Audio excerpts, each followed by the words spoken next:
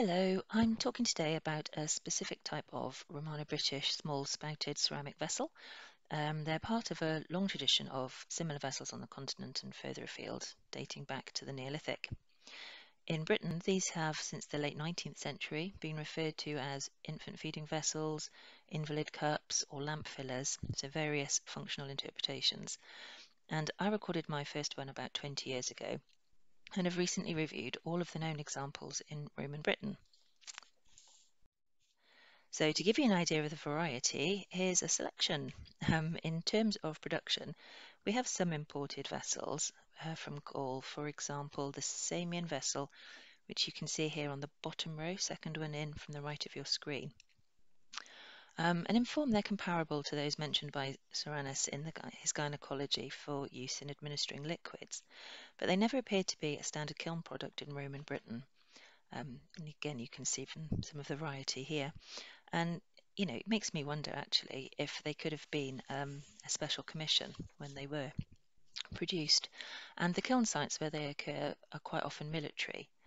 We don't have any in the ceramic record in Britain prior to the late 1st century AD. And I'm going to come back to that military connection in a moment. So although we find them occasionally in domestic contexts, they're far more frequently associated with burials of infants and young children. But again, they're not particularly common. So, for example, at Pepper Hill in Kent, which was a large cemetery of over 500 burials, only 5 vessels were recorded, and they were again with children, out of 26 burials that could be identified as young children. And the Roman cemetery at Chichester, again, only had 3 vessels, again with young children. So they're often accompanied by other grave goods, and this has previously been interpreted as a sign of wealth. I'm not sure that's necessarily the right interpretation. And you can see here there's a vessel from Cirencester which accompanied a child aged 2 to 3, which is accompanied by this rather lovely enamelled cockerel figurine. And these figurines have a strong military link with North Gaul and the Rhineland. I also recently recorded 2 vessels, which is the other group you can see on this slide, from a site in Essex, and they were accompanying a child aged 3 to 5. And they're the only definite example I've come across in Britain where there are 2 with a single individual. And at this particular site, the ceramic grave goods, there was a small burial group of 4 burials, a rural farmstead. They were quite different to the domestic assemblage in this area. And they have a heavy military presence at the time.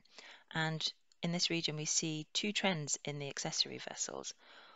One where there's an inclusion of local jars and bowls, and another one where there's more Gallo-Roman burial traditions and an emphasis on drinking vessels, which is the pattern within this particular group. I mentioned the military connection just now, and on this distribution map, I think it shows up really clearly. You can see that there's a strong concentration in the southeast of England, and on here we've got the Colonia at Colchester. You can see London on there, particularly along that North Kent coast.